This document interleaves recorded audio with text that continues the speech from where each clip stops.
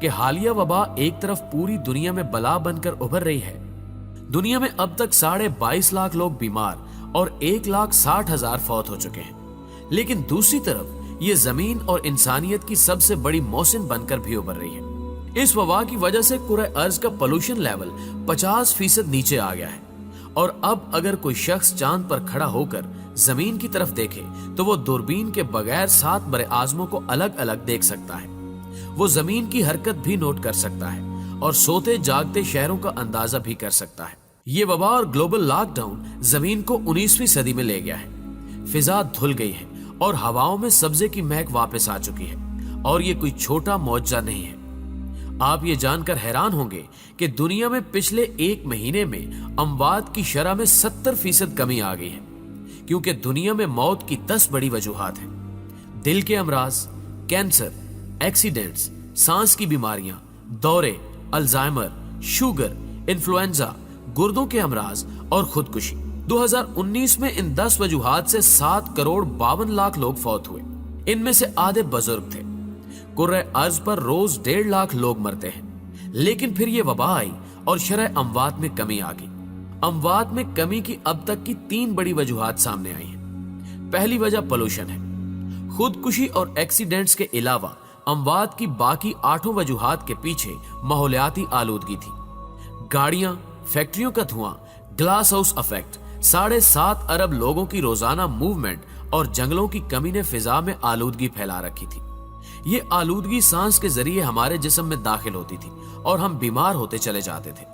ہماری ہوا میں 2 قسم کی آلودگیاں ہوتی ہیں. بادلوں سے نیچے کی آلودگی بارش سے کم ہو جاتی ہے، جبکہ بادلوں سے اوپر کی آلودگی کی واحد وجہ ہوائی جہاز ہے. دنیا میں روزانہ 3 لاکھ جہاز اڑتے تھے. فضا میں سب سے زیادہ پولوشن یہ جہاز پھیلاتے تھے اور یہ پولوشن آندھی، طوفان اور بارش سے بھی ختم نہیں ہوتی تھی اور اس نے زمین کی پوری فضا تباہ کر دی تھی. حالیہ وبا کی وجہ سے ایئر ٹریفک بھی بند ہو گئی اور زمینی ٹریفک بھی. فیکٹریوں کا دھواں اور انسانی موومنٹ کا پولوشن بھی کم ہو گیا. چنانچہ ہماری جسمانی شکست و ریخت میں کمی آ گئی. دوسری وجہ ہماری خوراک تھی. ہم سب جانوروں کی طرح کھاتے تھے. ہم ضرورت سے 10 گنا تیل، 15 گنا چینی اور 21 گنا زیادہ آٹا استعمال کرتے تھے. ہم انسانی ضرورت سے زیادہ گوشت بھی کھاتے تھے اور چائے، کافی اور مشروبات بھی پیتے تھے. یہ خوراک بھی ہمیں بیمار کرتی تھی اور ہماری اموات کی تیسری بڑی وجہ ریٹ ریس یعنی چوہا دوڑ تھی. پیارے دوستو، آپ نے کبھی چوہوں کو دیکھا؟ چوہوں کا پنجرا کھول دیں، یہ پوری طاقت کے ساتھ سر پر دوڑیں گے، لیکن دوڑتے ہوئے انہیں یہ پتا نہیں ہوتا کہ ہم نے جانا کہاں ہے. چوہے ہمیشہ منزل کا تعین کیے بغیر دوڑتے ہیں. دوسرا، اگر کوئی چوہا خوراک کے لالچ میں کسی پنجرے میں گر جائے یا ٹکٹکی میں پھنس جائے تو دوسرے چوہے اس کا حشر دیکھنے کے باوجود باز نہیں آتے. وہ بھی اس کے باوجود ٹکٹکی میں پھنستے اور پنجرے میں گرتے چلے جاتے ہیں اور آخر میں سارے مارے جاتے ہیں. نفسیات دان چوہوں کی اس حرکت کو ریٹ ریس یا چوہا دوڑ کہتے ہیں. ہم انسان بھی چوہے ہیں. ہم بھی منزل کا تعین کیے بغیر سر پٹ بھاگتے چلے جاتے ہیں. ہم بھی دوسروں کے گرنے اور پھنسنے سے سبق نہیں سیکھتے اور ہم بھی گڑھوں میں گرتے اور مرتے چلے جاتے ہیں. ہم ایسا کیوں کرتے ہیں؟ ماہرین حسد کو اس کی سب سے بڑی وجہ قرار دیتے ہیں.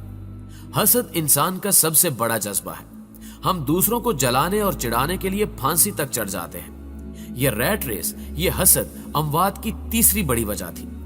ہم دوڑ دوڑ کر تھک تھک کر مر رہے تھے، لیکن پھر یہ وبا آئی اور دوڑنے والوں کو دیکھ کر دوڑنے والے دونوں رک گئے. ریس بند ہو گئی. سارے چوہے سہم کر اپنے اپنے بلوں کے اندر کرنٹینہ لینے پر مجبور ہو گئے. یوں حسد کا لیول بھی یکدم نیچے آ گیا. چنانچہ ہم اگر دیکھیں تو پولوشن کم ہو گئی. ہم نے خوراک بھی کم کر دی.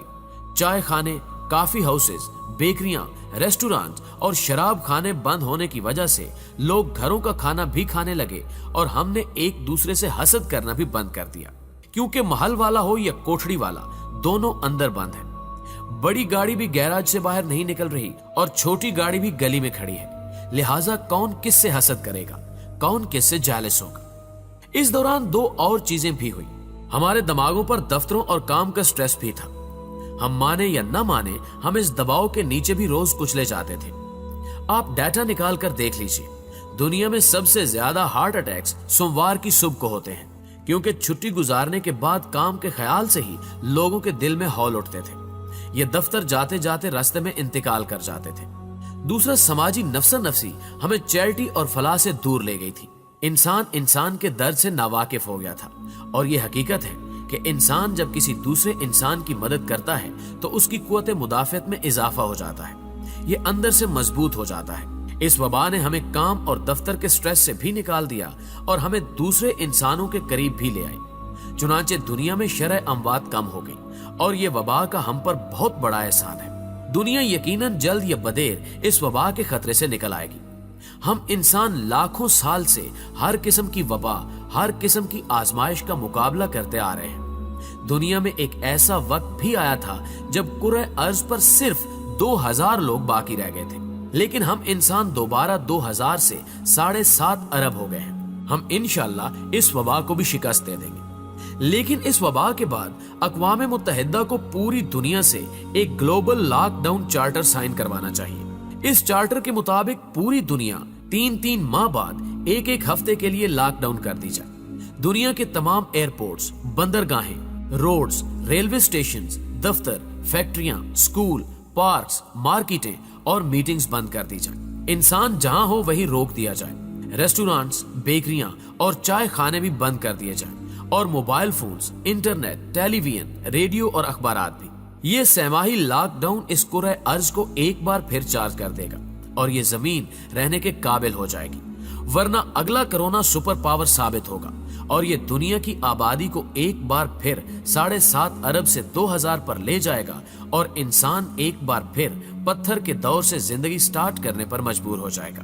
لہذا زمین اور زندگی بچانے کے لیے لاک ڈاؤن کے بعد لاک ڈاؤن لازم کر دیا جائے.